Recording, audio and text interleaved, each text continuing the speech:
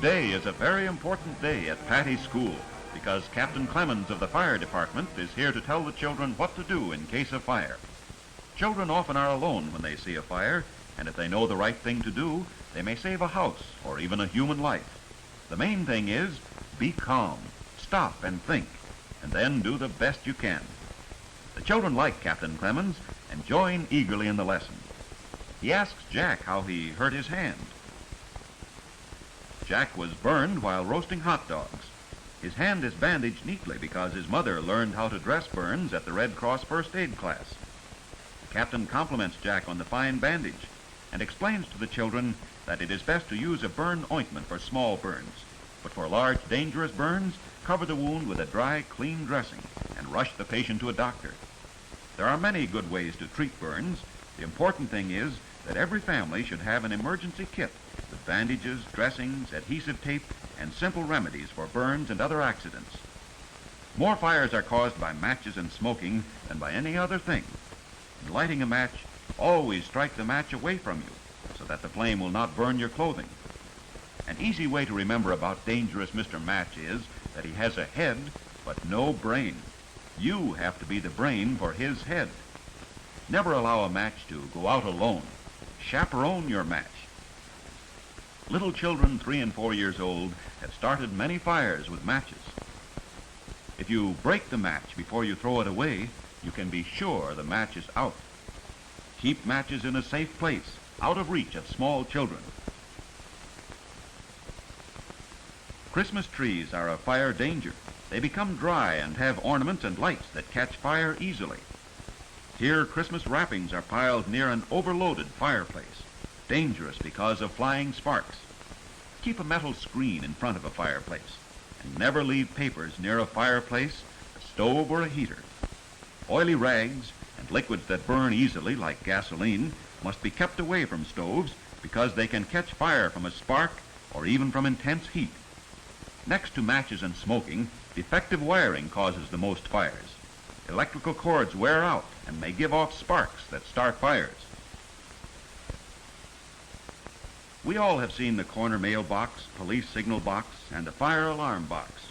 Every city has community helpers to guard and serve the people, like firemen, policemen, and mailmen. In case of fire, the first thing to do is to call the firemen, but never break the glass in the fire alarm box unless you are sure that there is a fire. Captain Clemens explains to the children what to do if their clothing catches fire. He has a doll on a stick and shows how by rushing the stick through the air, the breeze fans. The captain's assistant sets fire to the doll's flimsy dress and shows the children exactly what would happen to their clothes if they ran. Never run, as this increases the heat and flames. Hot air rises swiftly to a person's face. If your clothing catches fire, therefore, it is best to fall to the ground, roll over, and shout for help. If there is a blanket handy, roll in the blanket and smother the flames. George shows the class what to do. He rolls over and over and yells with all his might. The captain says he does it exactly right and asks George to do it without the blanket because there is not always a blanket near.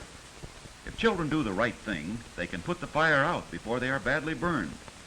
A person may die from breathing hot air as well as from flames. The children will not forget this rule.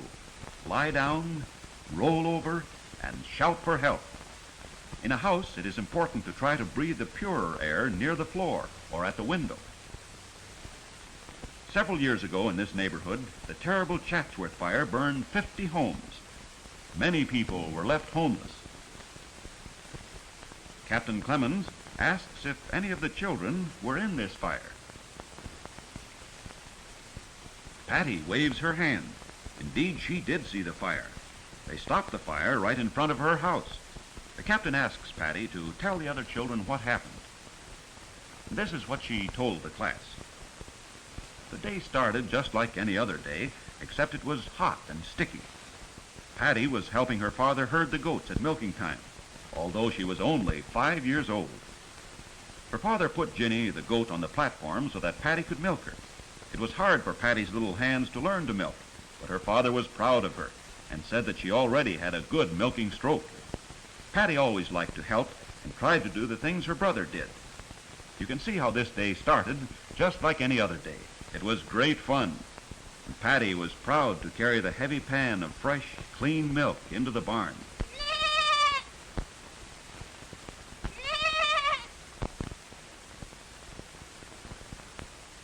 Then suddenly things began to happen. Fleeta whinnied.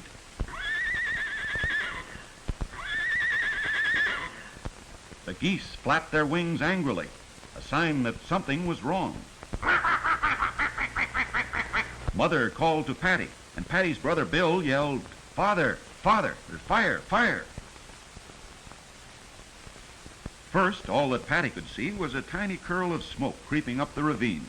Everything was a yellow, pinky light, and far away the smoke rose over the mountain ridges. Patty's mother told her to stay where she could see her. Her mother telephoned in the fire alarm to the fire station. Tongues of flame crept over the top of the hill toward their house.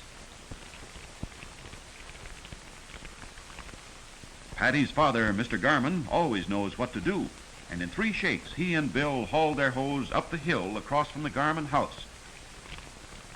Bill held the hose steady, but his face looked scared, and he kept mumbling as if he were praying.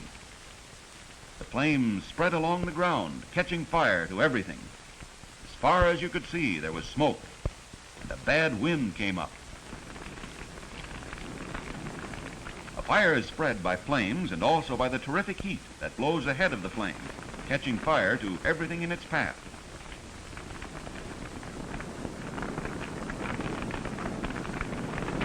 Farther over, Mr. O'Brien's barn was burning. Mr. O'Brien kept 3 animals, Daisy the cow and 2 work horses, Don and Pet. Daisy and Pet both were burned to death, but Don was saved. In answer to Mrs. Garman's telephone call, county fire trucks began to arrive. Mr. Garman jumped on the running board and directed the driver over the hill where several homes were in danger. The fire trucks seemed to go in every direction. Mr. Emery pointed far away where the flames were getting out of control.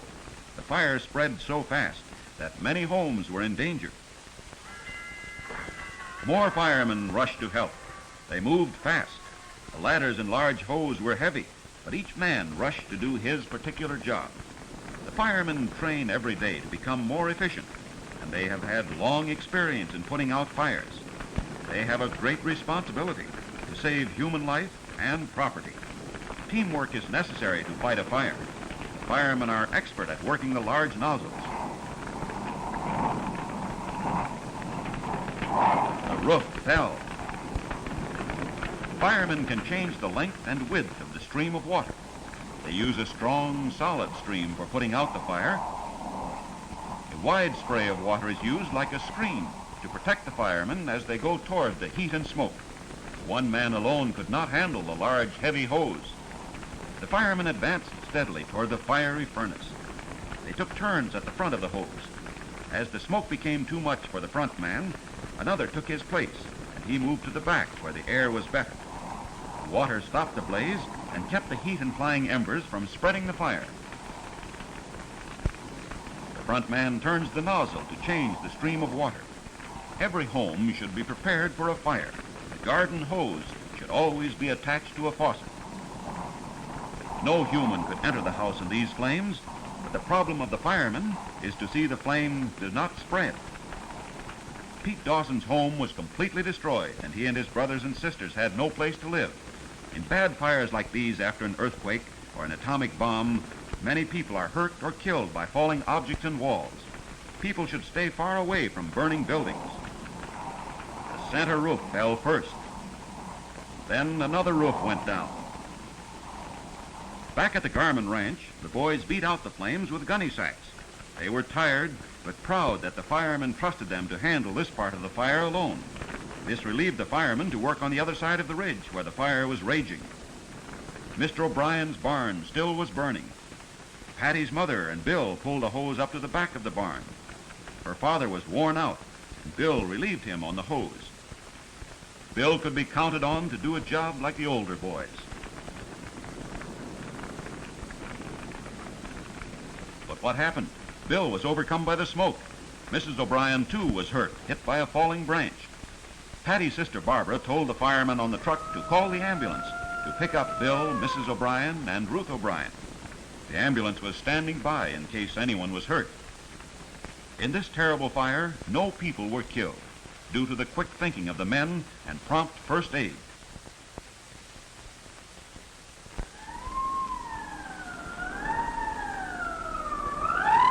The Red Cross always is ready to help in an emergency and gives aid to the people who are in trouble. The men lifted Bill carefully and placed him gently on the stretcher in the ambulance. He was not dangerously hurt, but his leg was burned, so his mother wanted the doctor to check him. The doctor treated Bill's leg, which was not burned seriously. Later, he was back helping with the fire. Mrs. O'Brien and Ruth O'Brien were taken along at the same time. Ruth's arm was burned, so off they went to the emergency hospital that had been set up in the school. Patty couldn't help crying. Her mother told her to stay near Ben, who milks the goats. Generally, a child can help most by staying out of the way of the people who are fighting a fire. Why, Charlie and Nellie from Mr. Mardell's ranch are running away. Probably someone led them out of a burning barn and let them run away to safety. Nellie's hurt.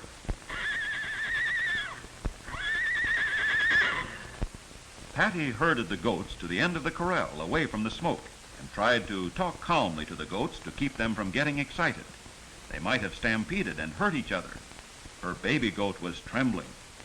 If the fire should come too close, Patty's father would move the goats to another pasture. Back over the ridge, the firemen were trying to save Janie Brighton's home. How could any human being enter a building in the dense smoke? What causes these terrible fires? People are careless. They throw away matches and cigarettes that are still burning. They even smoke in bed, go to sleep, and drop their burning cigarettes. The firemen pulled out a burning Davenport. The fire can smolder and spread while a person sleeps. This fireman stayed near the floor because in a burning room, the air near the floor is better and easier to breathe. Flames and hot air rise and create a draft, which draws in the cool air near the floor or ground. See how the hot air and smoke rise from this house and the clear air sweeps in below. After a fire, you often see the firemen working in the attics, pulling out the walls and floors.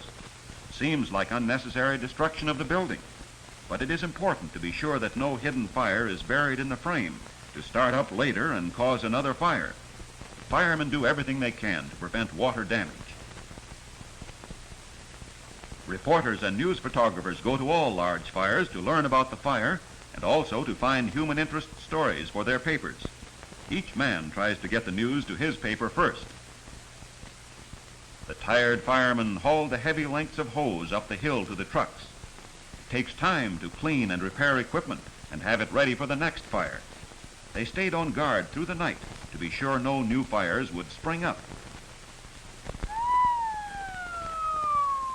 The large number of fire trucks showed that many firemen still were working throughout the hills. The hook and ladder. You understand now why this fireman wore a helmet that would not burn and a coat that would shed water and that was extra heavy to protect him from the heat. His tool, a hose spanner, is used to tighten the joints that hold the lengths of hose together. The tools the firemen use most often are hose, nozzles, ladders, axes, and spanners.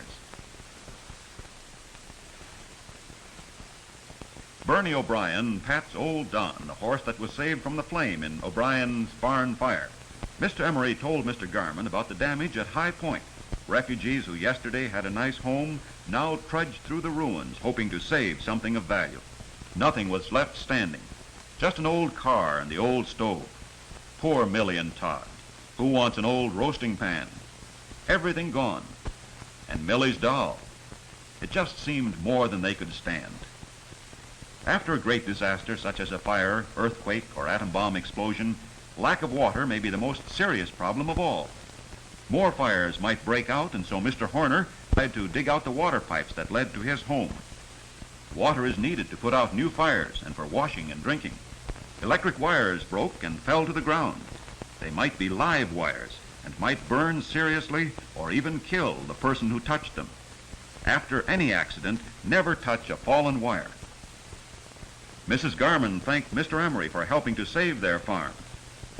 And Patty thanked him too. Just think, he let Patty hold the telephone that he used to convey messages from the front lines of the fire to the fire headquarters. Patty was too little to fight the fire, but she did exactly the right thing. She stayed out of the way of the firefighters where her family could keep an eye on her. The Garmans felt like giving thanks that their home was spared. The burnt grass in the pasture on the hill showed that the fire was stopped right at the road in front of the Garmans' house. How close it swept to their goats.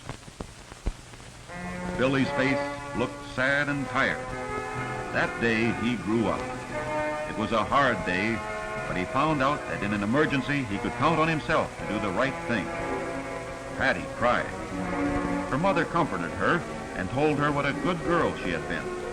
Small children help most in a fire by staying out of the way. The Garmans' close escape made them feel humble and thankful, and they wanted to help their neighbors. Could you help as much as the Garmans did?